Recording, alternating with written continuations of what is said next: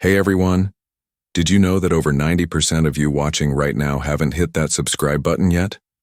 If you're enjoying our stories about real-life gangsters, take just a second to subscribe. It's free, and it really helps us keep bringing you more true gangster tales every day. So sit back, relax, and let's dive into another story from the world of the mob. The first time Frank Sheeran saw blood, it wasn't in a war. It was in a butcher's shop in Philadelphia. He was 12, sweeping sawdust and animal fat off the floor while his father worked the blade. The sound of bone cracking, the heavy thud of meat hitting the block, it all stayed with him. Not because it scared him, but because it taught him something. Everything in life, no matter how messy, had a rhythm. Years later, that rhythm would guide him through a life most men wouldn't survive. Frank wasn't born into crime. He was born into struggle. The Great Depression didn't spare his family. His father, a hard-working Irishman, did what he could to keep food on the table. Frank learned early how to make do, patch holes in his shoes, stretch a meal, and keep his head down. But even as a kid, he had a toughness about him, a quiet endurance that people noticed. He wasn't loud or reckless. He was deliberate, the kind of man who listened more than he spoke, and when he finally did speak, you listened back. When World War II broke out, Frank enlisted. He was barely in his 20s when he found himself in Italy watching the world burn. The army shaped him in ways he couldn't have imagined. Combat made him numb to fear. It taught him patience, precision, and how to follow orders without hesitation. But what really changed him were the moments between battles, the nights when everything went still, when he'd sit smoking in the dark and realize how fragile life really was. That realization didn't soften him. It made him colder. By the time he returned home, America was a different place, and so was he. The war had given him skills, but not a direction. He drifted from job to job, mostly truck driving. It was honest work, long hours, steady pay, but it wasn't enough for a man who'd seen the world torn apart and stitched back together. The quiet roads, the gas stations, the small talk, it all felt too small for him. Then one night, fate changed its course. Frank was making a delivery to a small restaurant outside Philly when his truck broke down. A well-dressed man in his late 30s stopped to help. The man introduced himself as Russell Bufalino, a name that meant little to Frank at the time, but would come to define his life. Russell was soft-spoken, polite, but there was something about his calm that felt powerful. He didn't raise his voice, didn't boast. He just existed, and the world seemed to move around him. They talked while waiting for the tow truck, just small conversation about work, family, and the war. But something clicked. Russell liked that Frank didn't brag or complain. He was respectful, composed, and most importantly, he listened. A few weeks later, Russell found Frank again. He offered him small jobs, moving things, making deliveries, no questions asked. It wasn't glamorous, but the pay was good, and the work came with a quiet kind of respect. Frank didn't ask where the money came from. He didn't have to. In Philly, certain questions could close doors forever. Russell slowly became more than an employer. He became a mentor, a father figure even. The older man saw something in Frank, a combination of loyalty and cold efficiency that was rare. Over dinners and quiet car rides, Russell taught him lessons that no book could. How to read people, how to stay invisible, how to earn trust and never waste it. You don't have to be the toughest guy in the room, Russell once told him, just the calmest. People don't fear noise, Frank. They fear silence. That line stuck with him. By the late 1950s, Frank Sheeran had earned a reputation in circles that didn't speak names out loud. He was reliable, disciplined, and discreet. That's how he crossed paths with another man who would change his life forever, Jimmy Hoffa. Hoffa was everything Russell wasn't. Loud, charming, and relentless, he was a man who demanded attention. As the leader of the Teamsters Union, Hoffa was one of the most powerful men in America. He fought for the working man, yes, but his power came from something deeper. He understood the value of loyalty. He treated his men like family, and in return, they would do anything for him. Frank admired that. Hoffa was the kind of leader soldiers followed without question. Their first meeting wasn't planned. Hoffa needed someone who could handle himself on the road, someone he could trust to make deliveries, handle disputes, and keep order. Russell recommended Frank. When Hoffa met him, he took one look and said, "You look like a guy who gets things done." Frank nodded. "I try." That simple exchange sparked a partnership that would last decades. Frank became Hoffa's muscle, his driver, and eventually his friend. Together they traveled across the country, union meetings, fundraisers, negotiations with men in expensive suits and hidden agendas. Frank learned how the union really worked, how the money flowed, who controlled what, and how politics and power were just two sides of the same coin. Hoffa trusted him completely. "You paint houses, right?" Hoffa once asked with a grin, a coded way of saying, "You handle things for me." Frank didn't deny it, and so began the quiet, dangerous rise of Frank Sheeran, the war veteran turned trucker turned enforcer. A man who served two masters, Russell Bufalino, the silent Don, and Jimmy Hoffa, the fiery king of labor. In the beginning it was simple. Keep the peace, collect debts, make sure the right people stayed happy. But as power grew, so did tension. The government had its eyes on Hoffa, the mafia had its doubts about him, and Frank found himself standing in the middle of a storm that would eventually consume them all. What Frank didn't know then, as he drove through endless nights for men who trusted him with their lives, was that one day, that same loyalty would demand a price he could never forget. And in the end, when silence finally caught up to him, it wouldn't be the gunfire or the crimes that haunted him. It would be the faces of the men who once called him brother. Frank Sheeran's life began to move at a pace he hadn't known before. One day he was just a truck driver hauling beef and beer across Pennsylvania. The next he was sitting at smoky tables with union bosses, mob associates, and men whose names were never written down. Russell Bufalino was always close by, a quiet presence guiding him through this new world like a father leading his son through a minefield. Frank wasn't flashy. He didn't wear silk suits or gold rings. He dressed plain, spoke softly, and never tried to impress anyone. That was exactly why men like Russell trusted him. In their world, the loud ones died first. The quiet ones lasted. And Frank was as quiet as they came. When Jimmy Hoffa entered his life, everything changed again. Hoffa wasn't quiet. He was a force of nature, charismatic, funny, explosive when he needed to be. He could walk into a room full of men ready to fight and walk out with every one of them shaking his hand. But under that charm was a man obsessed with loyalty. Hoffa didn't just want people to work for him, he wanted them to believe in him. Frank did. At first it was respect, then it became friendship. Hoffa treated him like family, trusted him with his life, and that meant something to a man like Frank. Loyalty was sacred. When Hoffa gave you his trust, it wasn't just a job, it was a bond. Frank began working deeper within the Teamsters Union, helping Hoffa maintain order when disputes got rough. The union was massive, with money flowing in every direction. Pension funds, investments, loans, some of it legitimate, much of it not. Hoffa had built an empire that could make or break cities, and naturally the mob wanted a piece. Russell often warned Frank about it. "Jimmy's a good man," he'd say in his calm, low voice. "But good men don't last in this business. He talks too much, fights too much. The ones who talk too much always end up buried by their own words." Frank didn't like hearing that.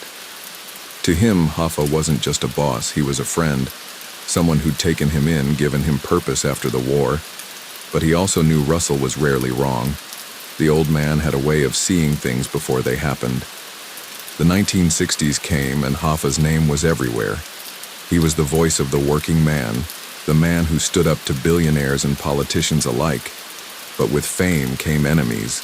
Robert F. Kennedy, the Attorney General, made Hoffa his personal mission. The government wanted him behind bars, and they didn't care how long it took. Frank saw the pressure eat away at Hoffa. The man who once laughed loudest now clenched his jaw more often. Meetings grew tense, paranoia grew thicker. He didn't trust anyone outside his circle, and that circle kept getting smaller. One night, Hoffa and Frank sat alone in a Detroit hotel suite. The TV hummed softly in the background. Hoffa poured whiskey for both of them, though Frank barely touched his. "You ever think about loyalty, Frank?" Hoffa asked suddenly, staring into his glass. Frank nodded. "Every day." Hoffa smiled faintly. "Good, because that's all we got in this life. You break that, you break everything." He looked up, his eyes sharp. "Russell's a good man. I respect him. But don't forget who put you where you are. Don't forget who stood by you when nobody else did." Frank didn't respond. He didn't need to.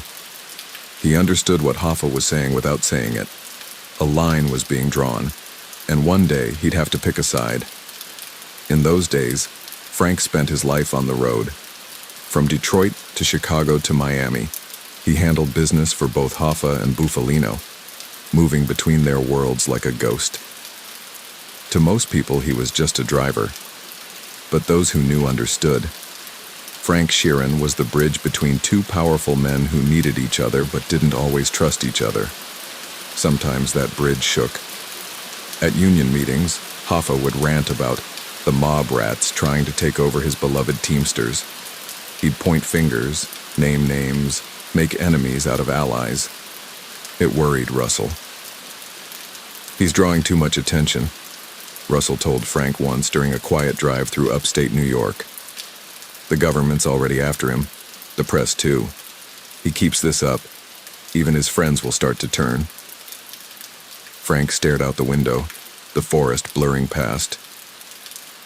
"You saying you'll turn on him?" Russell's eyes flickered toward him. "I don't turn on anyone, Frank. I just don't stand next to men who build their own gallows." It was a warning, though said with the softness of a sigh. As months passed, Frank noticed a change in Hoffa. He wasn't sleeping well, wasn't smiling as much. He didn't trust the new faces in his union. Every handshake felt like a test. He started calling Frank late at night just to talk, just to know someone was still in his corner. "I don't care what they say," Hoffa muttered once, pacing the room with a cigar in hand. "They think they can run me out. But I built this. I made them rich. Without me, they're nothing." Frank didn't interrupt. He just listened. That's what Hoffa needed. A man who wouldn't argue, wouldn't feed his paranoia, just absorb it. But Frank could feel it. Something was coming. Hoffa was a man on the edge, and in their world, men on the edge didn't last long. Still, Frank stayed loyal. That was his code. You stood by the man who trusted you, no matter what storm came your way. But deep down, even as he told himself he'd follow Hoffa anywhere, a part of him couldn't ignore Russell's quiet warnings. Because loyalty was a two-way street, and sometimes it led straight to a dead end. Frank Sheeran had learned to read silence. In his world, the words people didn't say were louder than the ones they did. And lately, the silence around Jimmy Hoffa had become deafening. By 1967, Hoffa was behind bars. The government finally got what it wanted. His rivals within the Teamsters, with a little help from certain friends, made sure the union kept running smoothly without him. Frank visited Hoffa whenever he could, sitting across the table in that cold prison visiting room, listening as Hoffa raged about betrayal. "They think they can replace me?" Hoffa growled, slamming his fist on the table. "Fitzsimons is a puppet. He dances when the mob tells him to dance, but when I get out, I'm taking back what's mine." Frank nodded quietly, but he could see how deep Hoffa's anger ran. It wasn't just about the union. It was about pride. Hoffa didn't know how to live without being in charge, and the world outside was changing fast. When Hoffa finally got out of prison in 1971, he wasn't the same man. The swagger was still there, the booming voice, the sharp mind, but something in his eyes had hardened. He didn't just want to come back. He wanted revenge. Russell Bufalino invited Frank to a dinner in Scranton not long after Hoffa's release. It was one of those quiet meetings where nothing was said directly, but everything was understood. The old men around the table, Russell, Tony Pro, and a few others, were calm, polite, sipping their wine. But under that calmness was tension, the kind that made the air feel heavy. Russell looked at Frank and said, "Your friend Jimmy, he's making noise again." Frank stayed still. "He wants his job back." "That's the problem," Russell replied, setting down his glass. "That job isn't his anymore. He had his time. Now it's someone else's turn." Frank knew what that meant. The mob had money tied up in the Teamsters pension fund, hundreds of millions. Hoffa's return threatened all of it. He wasn't just a man trying to reclaim his seat. He was a storm about to hit every deal, every favor, every quiet arrangement built while he was gone. "I'll talk to him," Frank offered. Russell gave a small nod. "That's why I'm telling you first. He listens to you." But Frank wasn't sure he did anymore. Hoffa had become consumed with the idea of reclaiming what he'd lost. Every dinner, every phone call, every whispered conversation circled back to the same obsession, getting back into power. In one meeting at a Detroit restaurant, Hoffa leaned across the table, his voice rising. "I don't care who's backing Fitz. I don't care if it's Tony Pro or Russell or the whole damn mob. They don't scare me. I made them. I'll bury them if I have to." Frank stared at him, uneasy. Hoffa's words were dangerous, not just because of who they targeted, but because Frank knew who'd hear them. "Jimmy," he said slowly, "you're walking into something you can't walk out of." Hoffa waved him off. "You worry too much. I've handled worse. They wouldn't dare touch me." But Frank knew better. In their world, no one was untouchable. That summer, tension thickened like fog. Hoffa's phone was tapped, his meetings watched. The FBI wanted dirt on everyone, but it wasn't the government Frank feared. It was the quiet looks exchanged in smoky backrooms, the sudden pauses when Hoffa's name came up. One night, Frank got a call from Russell. "We're having a wedding in Detroit next month. You should come." The tone was casual, but Frank's stomach tightened. In their circle, weddings were never just weddings. Sometimes they were where decisions were made, decisions about who stayed and who didn't. At the wedding, the air buzzed with celebration, but underneath the laughter, Frank felt something darker. Russell was there, calm as always. Tony Pro, too, his smile sharp as a blade. And Hoffa, he wasn't there at all. Russell waited until they were alone. "Jimmy's making calls to the papers, saying things that shouldn't be said. He's crossing lines." Frank swallowed. "He's angry, Russ. He feels like everyone turned on him." Russell looked him dead in the eyes. "You can't help a man who won't stop digging his own grave." For a long moment, neither of them spoke. Then Russell said, almost softly, "You remember what loyalty means, don't you?" Frank nodded slowly, but his chest felt heavy. Loyalty. It was the word that had guided his entire life, the code he'd lived by. But what happened when two men you were loyal to were standing on opposite sides of the same line? In the following weeks, Hoffa grew more reckless. He gave interviews, made threats, and called meetings with men who wanted nothing to do with him. He didn't see the trap forming around him, didn't feel the walls closing in. Frank did. Every night he thought about what Russell had said, about what Hoffa had said, about the unspoken choice he'd have to make. He couldn't eat, couldn't sleep. He knew the call was coming. He just didn't know when. Then one evening, as he sat in his kitchen, the phone rang. It was Russell. His voice was calm as ever. "There's a meeting in Detroit tomorrow. Jimmy's going. You'll drive him." Frank's heart sank. He didn't need to ask what kind of meeting it was. He already knew. He hung up the phone, staring into the dim kitchen light. His reflection in the window looked like a stranger. A tired man who'd given his loyalty to two people who now stood on a collision course. And somewhere deep down, Frank Sheeran knew. One of them wouldn't make it back. The morning of July 30th, 1975, began like any other summer day, bright, sticky, and full of restless silence. Frank Sheeran sat at his kitchen table, a half-finished cup of coffee cooling beside him, his mind circling around the same thought like a vulture. He had received the call late the night before. The message was simple, delivered in Russell Bufalino's calm, unhurried tone. "You're going to Detroit tomorrow. Jimmy's expecting you. You'll take him to the meeting." That was all. No names, no reasons, no need for either. In their world, if you had to ask why, it meant you weren't ready for the answer. Frank packed lightly, a change of clothes, his shaving kit, and the weight of a decision he couldn't escape. As he drove through Pennsylvania's winding back roads toward Detroit, Russell rode in the passenger seat, as calm and quiet as ever. They barely spoke, but their silence said enough. At one point, Russell lit a cigarette and said, "You did a lot for Jimmy. You gave him loyalty. He knows that." Frank kept his eyes on the road. "He's like a brother to me." Russell nodded.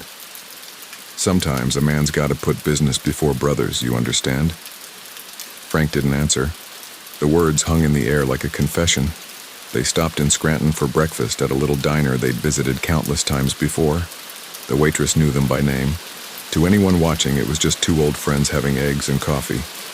But under the table, Frank's hands trembled slightly. Russell noticed, but said nothing. As they left the diner, Russell placed a hand on Frank's shoulder. "Don't say no if you're asked to help. You'll be doing him a favor." That was how it was always framed.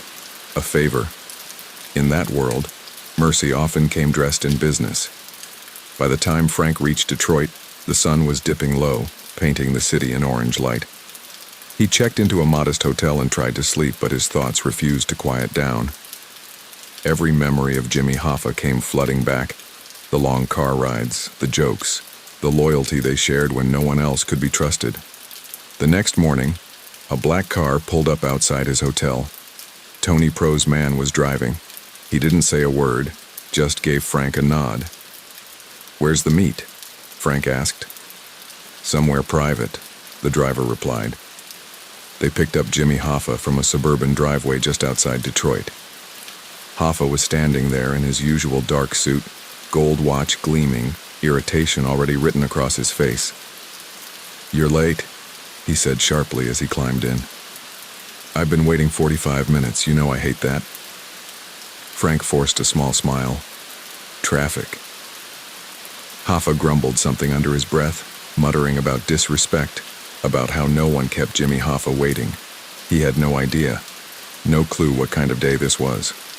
As they drove, Hoffa's mood shifted between anger and nostalgia. He complained about Tony Pro, about Fitzsimons, about how everyone had turned their back on him. Then, for a few minutes, he softened, talking about his wife, about his grandkids, about how things would be different once he took the Teamsters back. Frank nodded quietly, his heart heavy. Every word from Hoffa was a reminder of the man he used to be, the fighter, the leader, the man who believed loyalty could conquer greed. They turned down a quiet street lined with trees and brick houses. The driver parked in front of a modest home. Hoffa frowned. "This isn't a restaurant," he said. "Where are we?" Frank's throat went dry. "It's a safe place. They want to talk in private." Hoffa hesitated, then sighed and got out. "Fine. Let's get this over with." As he walked toward the door, Frank followed a few steps behind. Each footfall felt heavier than the last. He wanted to stop him. He wanted to grab Jimmy's arm, tell him to run, to get back in the car, to forget the meeting. But he didn't. He couldn't. Inside, the house was silent, empty, too clean. Hoffa turned to Frank, confusion creasing his face. "Where is everybody?" Frank looked at him, really looked at him, for what he knew would be the last time. All the noise in his head went quiet. And in that silence, the truth settled in like dust. Loyalty had brought them here, and loyalty was about to end it. Later, as Frank drove away from that quiet Detroit street, The city lights blurred through the windshield. He didn't speak, didn't think, didn't breathe. The job was done. The favor was fulfilled. When he met Russell later that night, there were no questions, no congratulations, just a nod, a pat on the shoulder, and a single line. You did what had to be done. But as Frank lay in his hotel bed, staring at the ceiling, he felt nothing but emptiness. The man he'd called a brother was gone. The man he'd done it for, the one who'd taught him everything about silence and control, was still alive, still untouchable. That was the difference between them. Russell Bufalino had built his life on distance. Frank Sheeran had built his on loyalty, and that loyalty had finally broken him. The next morning, Frank looked at himself in the mirror. His reflection stared back, older somehow, hollow. For the first time in his life, he couldn't tell which side he was on anymore. The summer heat in Detroit faded slowly that year, but for Frank Sheeran, the warmth never returned. Everything after that day felt colder, colder than any winter Pennsylvania had ever given him. He had done what he was told, what loyalty demanded, but something deep inside him had cracked, and no amount of quiet dinners or calm conversations could seal it back together. After the meeting, life moved on, at least on the surface. Newspapers began buzzing with headlines. Jimmy Hoffa missing. Foul play suspected. FBI launches. Major investigation. Reporters swarmed Detroit, camera flashes lighting up parking lots, diners, and union halls. Everyone had a theory, and no one had an answer. But Frank did. He watched the chaos unfold from afar, sitting in small-town bars, pretending to read the paper like everyone else. Whenever Hoffa's name came up in conversation, Frank would nod along, never saying a word. He'd sip his whiskey and let others fill the silence. Russell Bufalino, as always, remained calm. When Frank visited him a week after Hoffa's disappearance, the old man was sitting on his porch, trimming roses with slow precision. "The whole country's looking for him," Frank said quietly. Russell didn't look up. "They won't find him." Frank swallowed hard. "People are asking questions." Russell clipped another rose, letting the petals fall. "Let them ask. Questions don't matter if no one has answers." It was the kind of thing Russell always said. Simple, final, cold. To him, this was just business. But to Frank, it was something else entirely. For the first time in his life, he couldn't just brush it off. At night, the guilt came creeping in. He'd lie awake, staring at the ceiling, replaying that last moment over and over, the confusion on Hoffa's face, the disbelief. It wasn't just another job. This one carried a weight he couldn't shake. He tried to go back to normal life.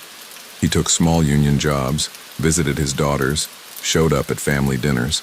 But the distance between him and the world grew wider with every passing day. People laughed, joked, argued, and Frank sat quietly, half there, half lost in his own head. Then came the questions from the FBI. They came in polite at first, all suits and smiles. They asked about Hoffa, about Russell, about the meetings in Detroit. "We know you were close to him, Frank," one of the agents said. "You were seen with him the day he disappeared." Frank stayed calm, his voice flat. "I dropped him off at a restaurant. That's all I know." The agent leaned forward. "Frank, we both know that's not true." Frank met his eyes. "Then prove it." They couldn't. There were no witnesses, no cameras, no body. Hoffa had vanished so completely it was as if he'd never existed. And that was exactly how the old world operated. Quiet, invisible, final. But even as the investigation dragged on, Frank could feel the walls of time closing in. The mob world was changing. The FBI was learning, adapting. The new generation of gangsters had no patience for the old codes of loyalty and silence. They talked too much, bragged too often, drew too much attention. Frank watched it all crumble from a distance. He saw old friends vanish into prison cells, others disappear into graves. Even Russell's quiet empire began to fade.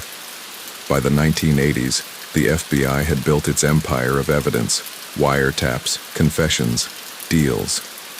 Men who once swore they'd die before talking now sat in courtrooms telling everything they knew in exchange for lighter sentences. Russell was one of the few who refused to bend. But age was catching up with him. The calm, patient man who once controlled entire territories now walked with a cane, his body failing even as his mind remained sharp. Frank visited him one last time in the prison infirmary. Russell was sitting up in bed, his eyes dim, but still steady. "You did good," Russell said quietly. "You stayed loyal." Frank looked down. "I don't know if that's something to be proud of anymore." Russell smiled faintly. "It's all that's left." They sat in silence for a long time. No more orders, no more codes, no more secrets. Just two old men who had outlived everything they'd built. After Russell's death, Frank found himself alone. The world had moved on, but his mind never did. He carried the weight of his choices like a shadow that followed him everywhere. Years later, when a writer named Charles Brandt came to visit him, Frank saw something familiar in the man's eyes: curiosity, but also understanding.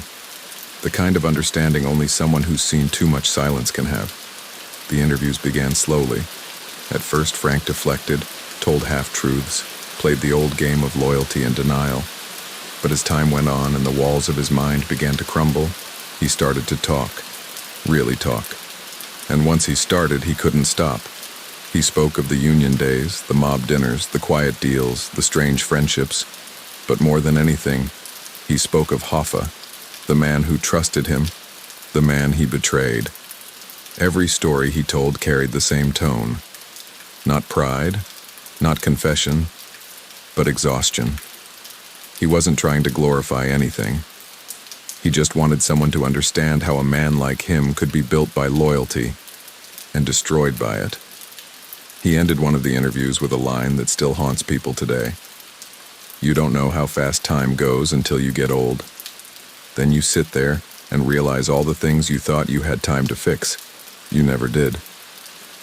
When Brandt asked if he regretted what happened, Frank stared off for a long time before answering. "I kept my word," he said, "but I lost my soul." That night, after the interviewer left, Frank sat by the window of his nursing home room, the light from the hallway casting long shadows across the floor. The world outside was quiet, almost peaceful. He thought about Russell, about Hoffa, about the long drives, the silent looks, the moments that had defined his life. And somewhere in that silence, Frank Sheeran understood something he'd never admitted before. That loyalty, the thing he once believed made him strong, was the same thing that left him completely alone. Frank Sheeran's final years crept in slowly, like winter spreading through an old house. By then, he was no longer the tall, broad-shouldered man who used to drive cross-country with Russell Bufalino at his side. His body had betrayed him, his knees stiff, his back hunched, his hands trembling when he tried to light a cigarette. But it wasn't age that weighed on him most. It was memory. He lived quietly in a nursing home, his world now limited to 4 pale walls and the occasional shuffle of nurses checking in. Outside, the world had changed beyond recognition. The mob stories that once filled the streets were now history lessons told on television. Young people didn't whisper about the mafia anymore. They streamed documentaries about it. And sometimes Frank would catch one of those shows flickering on the old TV in the corner. He'd see black and white photos of men he'd once known, smiling in better days, now labeled infamous or notorious. He'd stare at those faces and whisper, "You were just doing what you had to do." No one ever answered back. His daughters rarely visited anymore. The distance between them had grown too wide. They'd seen too much, heard too many rumors, and lived through the unspoken fear that came with being Frank Sheeran's children. For years, he had told them that he worked in the trucking business, that he was a union man, a good man. But kids grow up. They start to see the cracks, the lies, the late-night phone calls that never made sense. The day Peggy, his eldest daughter, stopped speaking to him completely, Frank felt something break that no doctor could fix. She'd always been the quiet one, the one who watched everything but said little, just like him. And maybe that's why her silence hurt the most. He once tried to explain it to her when she was a teenager. "Everything I did for the family," he said. Peggy just looked at him and replied, "Whose family?" That question followed him for the rest of his life. As the years passed, Frank's circle grew smaller. The old crew was gone. Russell, Tony Pro, even the cops who used to tail him had moved on or died. The world had no place for men like Frank anymore. He was a relic, a leftover from a time when loyalty was currency and silence was armor. The only person who still came around regularly was Charles Brandt, the writer who had patiently listened to Frank's life story. Brandt would bring coffee, a notebook, and that steady, quiet presence that Frank had come to respect. Sometimes, the interviews felt like confessionals. Frank would start with small details: who said what, where they met, how the deals went down. But they always circled back to Hoffa. No matter how hard he tried to avoid it, Hoffa's name always found its way into the conversation, like a ghost refusing to rest. One afternoon, Brandt asked, "Frank, if you could go back, would you do it differently?" Frank leaned back in his chair, his breathing slow and shallow. "I'd still be loyal," he said after a long pause, "but maybe I'd choose who I was loyal to more carefully." Brandt nodded, writing something down, but Frank wasn't done. "The thing they don't tell you about loyalty," he continued, "is that it don't end when the job's done. You carry it with you, even when there's no one left to be loyal to." The room fell silent again except for the ticking of the clock. As the days grew shorter and the nights colder, Frank's health began to fade. The nurses noticed he barely touched his food anymore. He spent most of his time by the window, staring out at the empty parking lot. Some nights, he'd mutter names under his breath: Russell, Jimmy, Peggy, like a rosary of ghosts. He refused the priest at first, said he didn't need forgiveness. But one night, as the snow fell softly outside, he called for him. The old priest sat beside his bed, holding a small wooden cross. "Do you have anything you'd like to confess, Mr. Sheeran?" Frank's eyes drifted toward the ceiling. "I already did, but I don't think it made a difference." The priest said a quiet prayer anyway. Frank listened, not really believing, but finding some small comfort in the rhythm of the words. Later that night, unable to sleep, he asked one of the nurses to leave the door open. "I don't like being closed in," he said. She smiled kindly and did as he asked. Frank sat there in the dim light, listening to the distant hum of the night shift.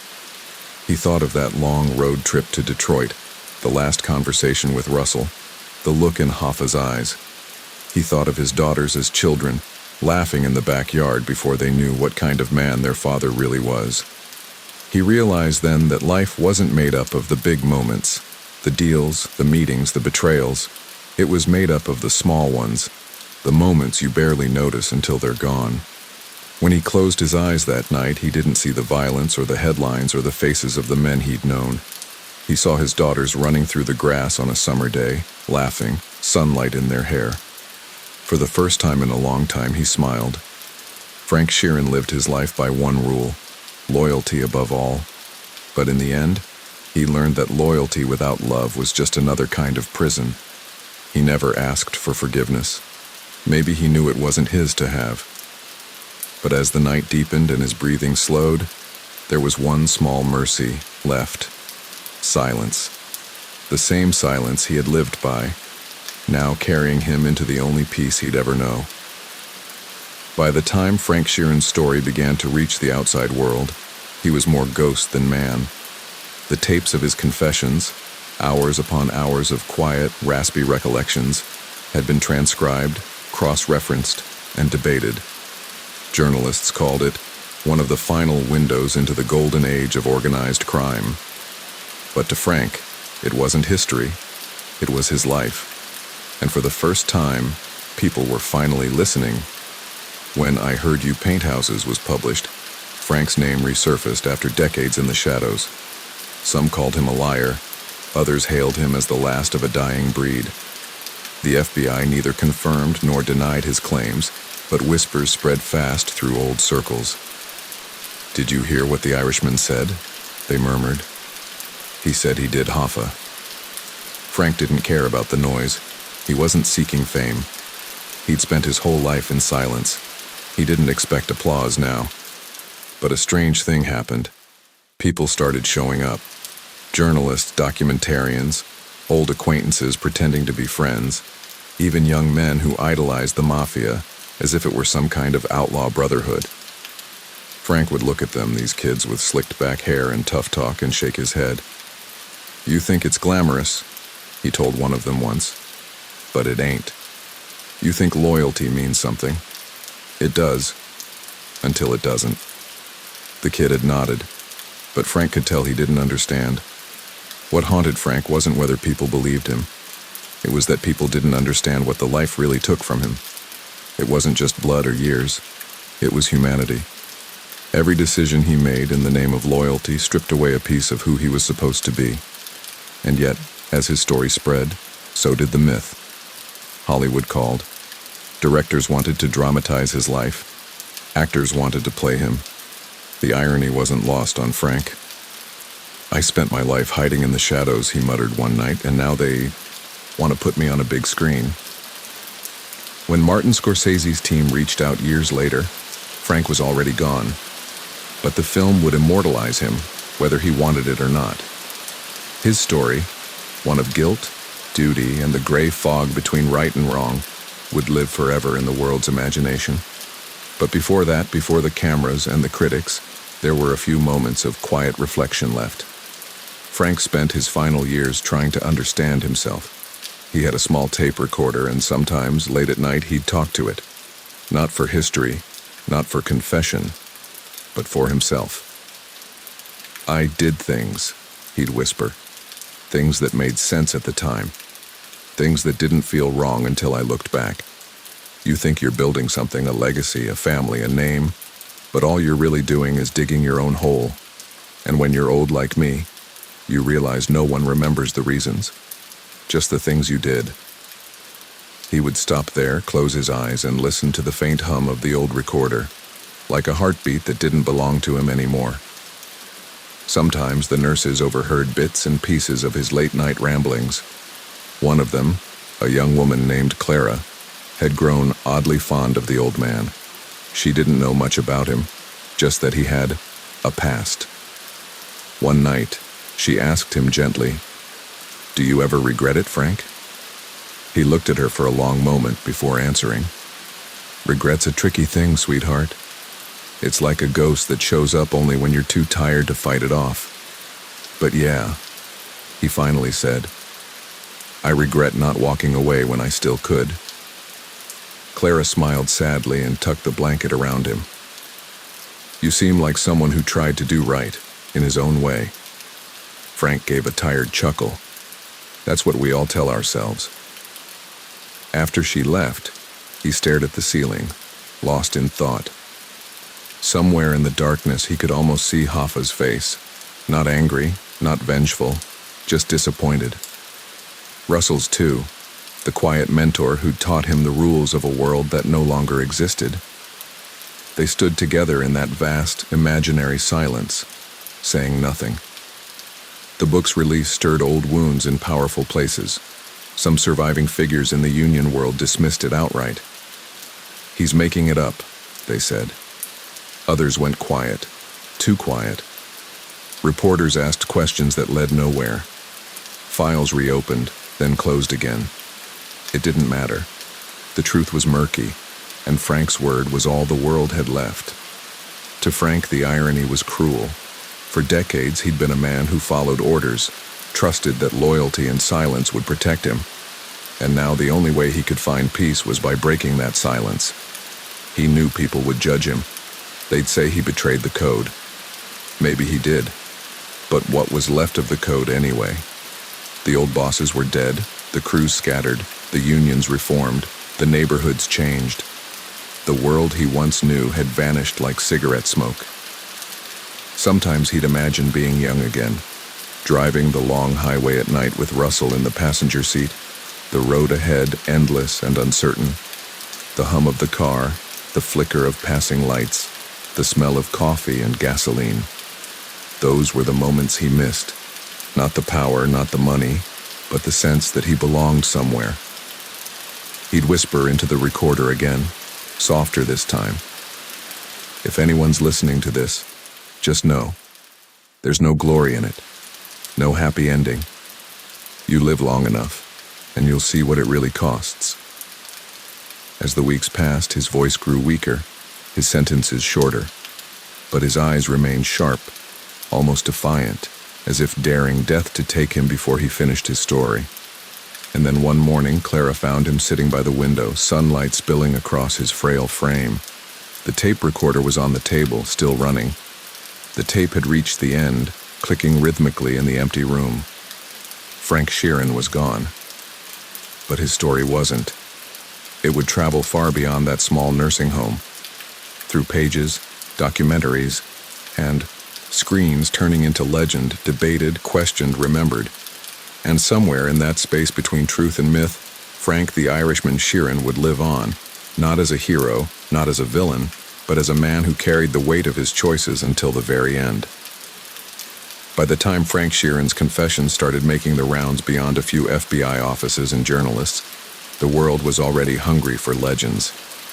The old mob tales, the rise of Luciano, the fall of Gotti, the mystery of Jimmy Hoffa, had all become pieces of American folklore. And now, suddenly there was Frank, an old Irishman from Pennsylvania, stepping into the light claiming he held the last missing piece of that puzzle. The public didn't know what to make of him at first. To some, he was a ghost of the past, a man emerging from the shadows with a story too neat, too cinematic, too haunting to be ignored. To others, he was just another aging wise guy trying to carve his name into history before time erased him completely. But when I Heard You Paint Houses hit the shelves, everything changed. The book wasn't a wild boast or a flashy tell-all. It was quiet, methodical, almost chilling in its simplicity. The way Frank described things, the tone, the rhythm, the sense of fatal calm, made readers believe him. He didn't brag. He didn't sensationalize. He simply told what he remembered, and that made it all the more real. In dimly lit bars and old social clubs across New York and Philly, men who had lived through that world read his words with cold, knowing eyes. "If he's telling the truth," one old-timer muttered, "then we finally know where Jimmy went." But others weren't so quick to accept it. Sheeran, one union man scoffed in an interview. That guy was muscle, not decision-making material. He's taking credit for something bigger than him.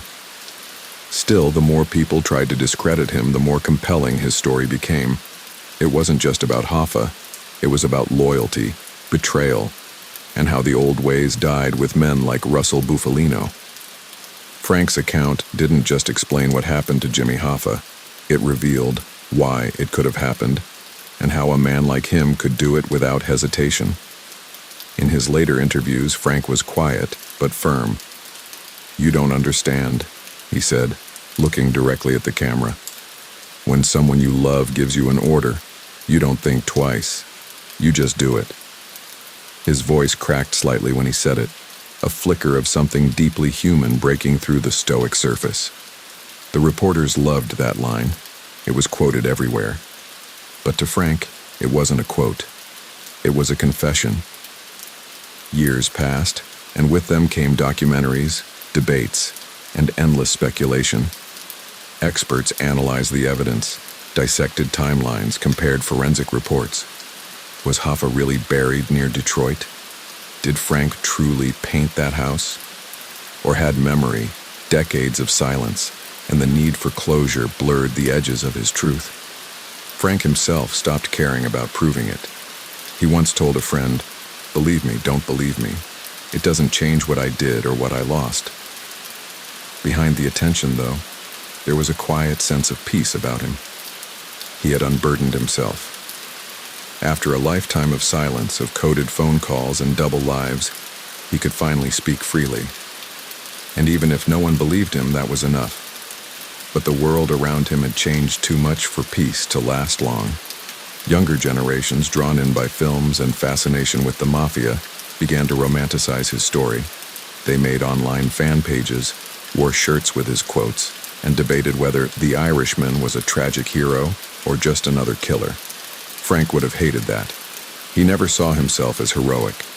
If anything, he saw himself as a man who made one wrong decision after another, until the choices themselves became his identity.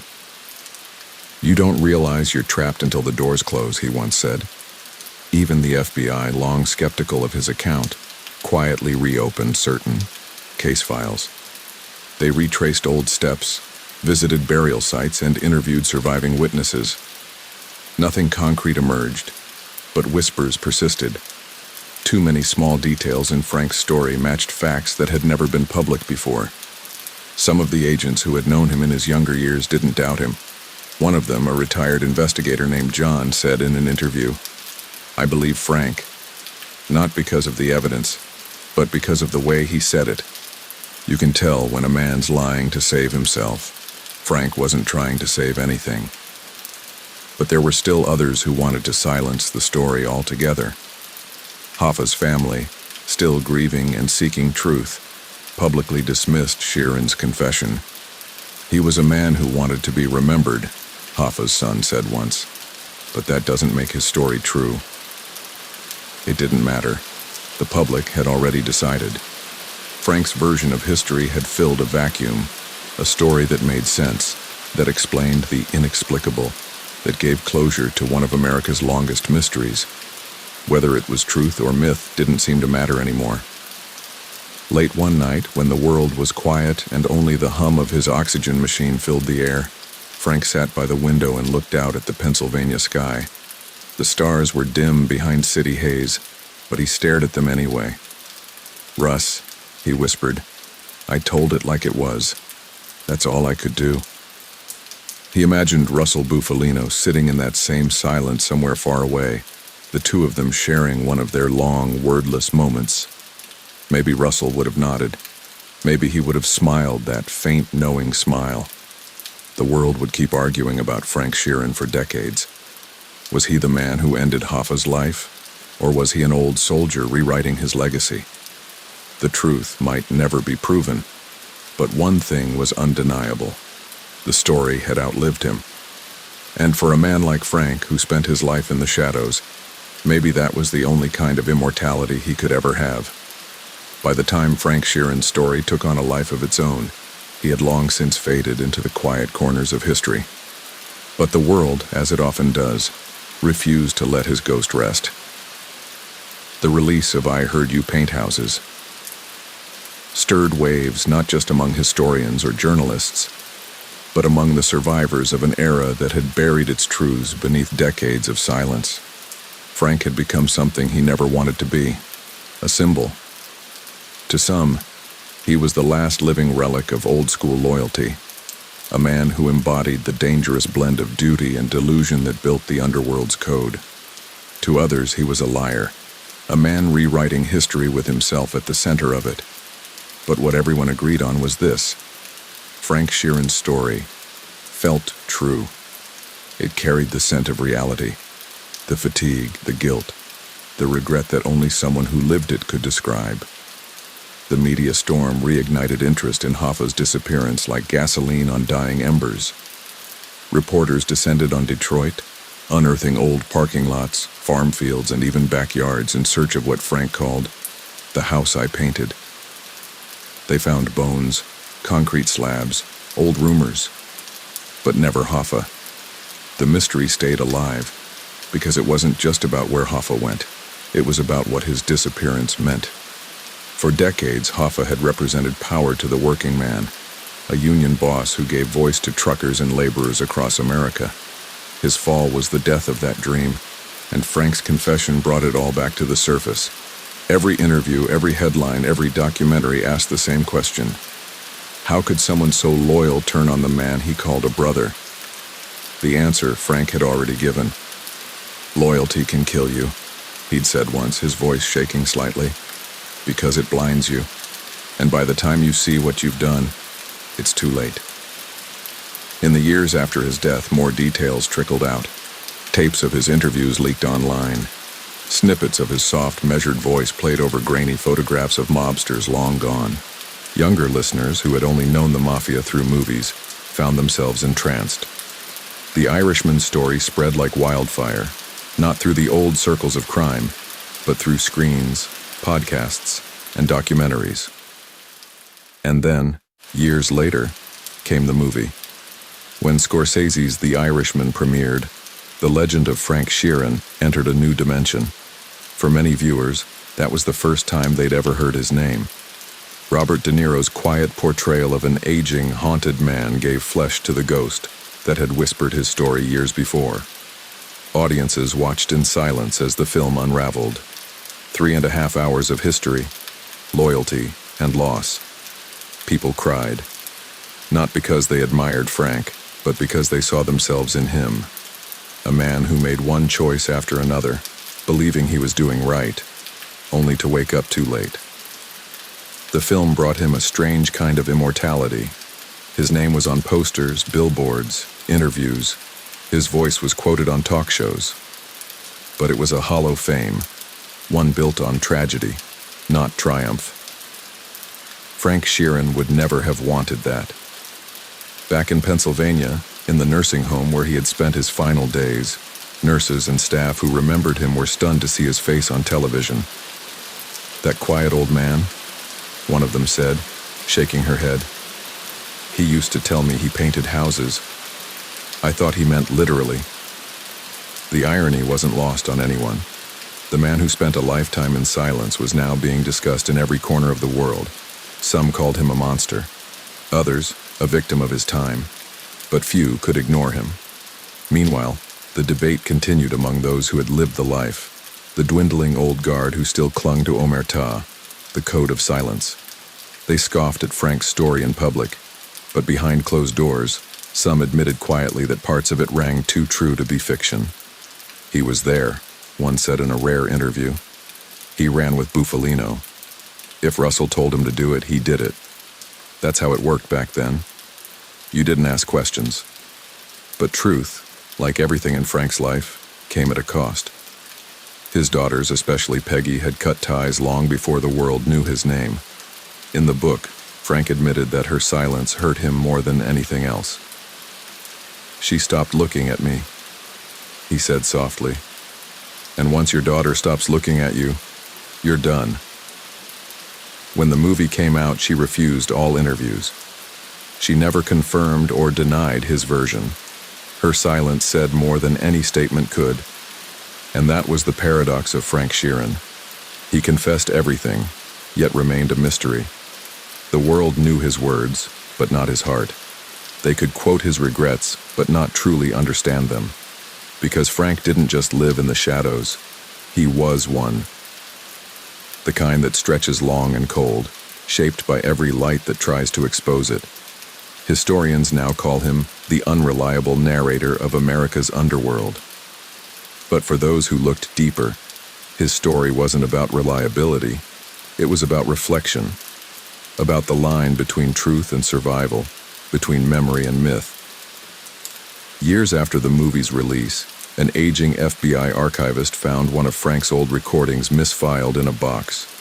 It wasn't one of his public confessions, but a private reflection, his voice rough and slow. "You know," he said, pausing as if searching for the right words.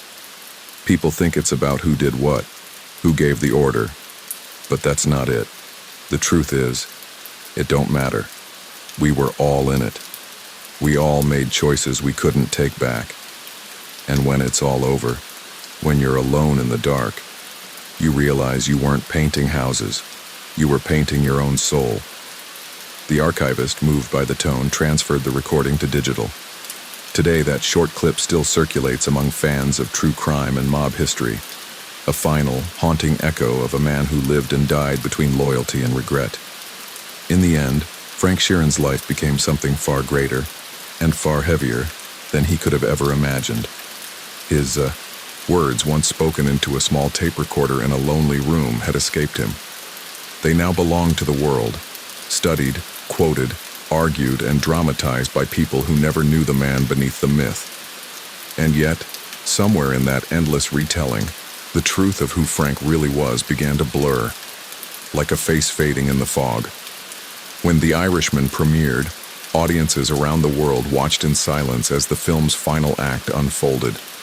A frail man sitting alone in a nursing home, staring into the past. They didn't know it, but that image wasn't just cinematic. It was real. That was Frank's truth, stripped of all glamour. A man who had lived through decades of loyalty and betrayal, only to die quietly, with no one left to call his name. Critics called it poetic, even beautiful in its tragedy. But Frank never would have seen it that way. To him, it wasn't poetry, it was punishment. After his death, the film's success brought a tidal wave of new attention. Historians revisited the timeline. Union records were re-examined. Law enforcement veterans were interviewed on camera, their old notebooks dusted off. Each claimed to have the missing piece, the clue that would confirm or deny Frank's story once and for all. But as always, the truth refused to come clean. Maybe Hoffa was buried in Detroit. Maybe not. Maybe Frank really did paint that house. Or maybe, like so many who carried their secrets too long, his memories had melted into myth. But here's what couldn't be denied: the emotions in his voice. The sorrow that crept into his words when he spoke about Jimmy, about Russell, about Peggy. That wasn't fiction. That was a man haunted by the past. A man who knew the weight of silence better than anyone alive.